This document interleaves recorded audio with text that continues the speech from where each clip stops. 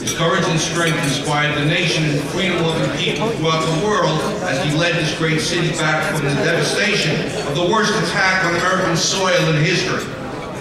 But as all New Yorkers already knew, Rudy Giuliani has always been someone you can count on to tackle the toughest issues and get the job done.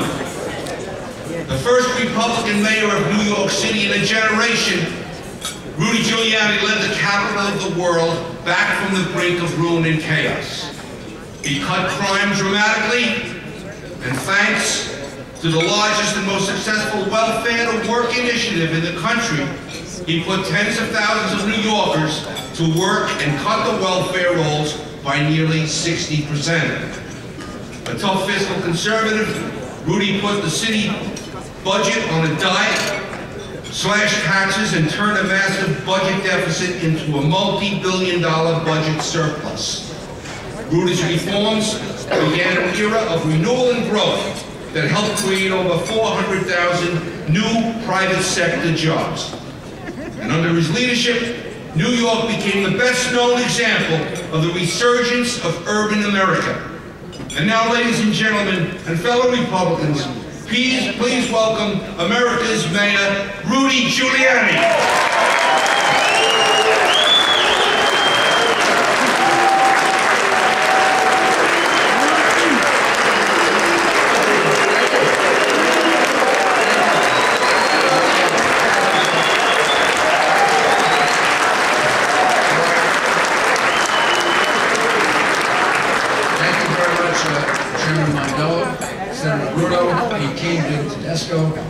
And so many of our great county chairs, senators, assemblymen, supporters of the party.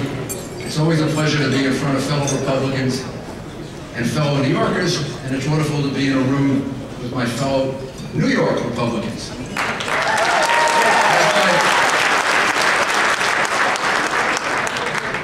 Sometimes here in Manhattan, well, this is the most Republicans in Manhattan in a long time.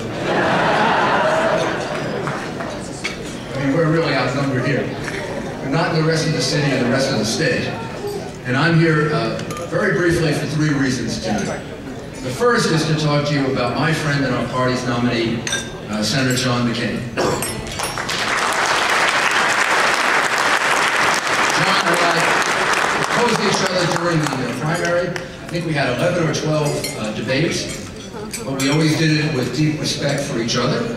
We were able to maintain our friendship because we had the same ultimate goal, whether it was him or me, and our goal was to make sure that we prevail in the war on terror, which is the overwhelming issue that faces us, and that we maintain a strong economy, an essentially private economy, that we build America on the principles that have made America great in the past. And we also always talked about making sure that we unite our party and the American people. And I believe we're going to do just that.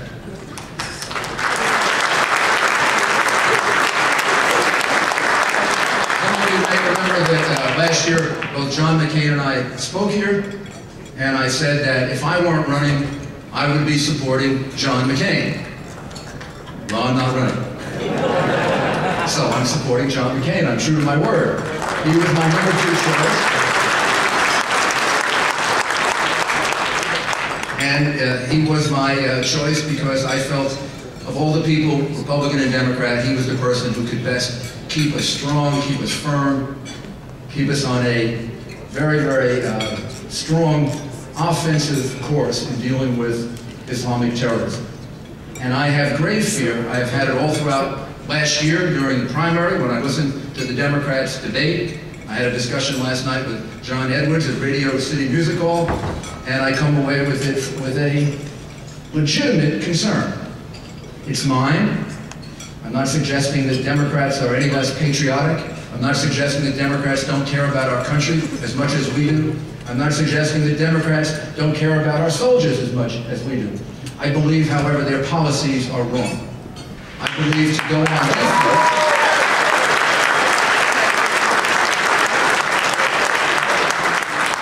I believe to go on defense against Islamic terrorism would be a critical mistake. Begging dictators, terrorists, and tyrants to negotiate with you is a lesson that we should have learned can create critical mistakes. And that is precisely the democratic approach to dealing with Islamic terrorism. Being willing to negotiate without preconditions, in essence, giving away your bargaining position before you ever get to the bargaining table. We should have learned that lesson various times in the 20th century.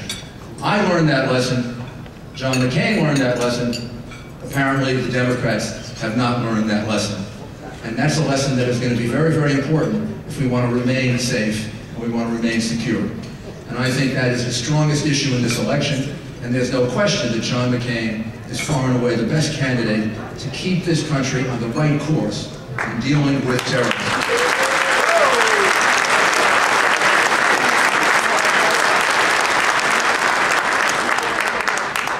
If there ever was a time for on-the-job training in the White House, it is not during a time of peril and a time of war. This is not the time for on-the-job training in the White House. If you want to get that training, get it somewhere else, not in the White House.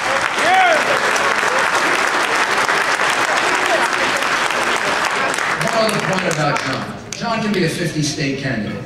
John can run in all 50 states. If you look at the polls, and if you look at the polls particularly of John running against Barack Obama, who looks like, I guess, the Democratic nominee, but if they would like to fight it out longer, please, be my guest. I mean, as far as I'm concerned, Barack and Hillary can keep fighting until November. I mean, what do we care, right?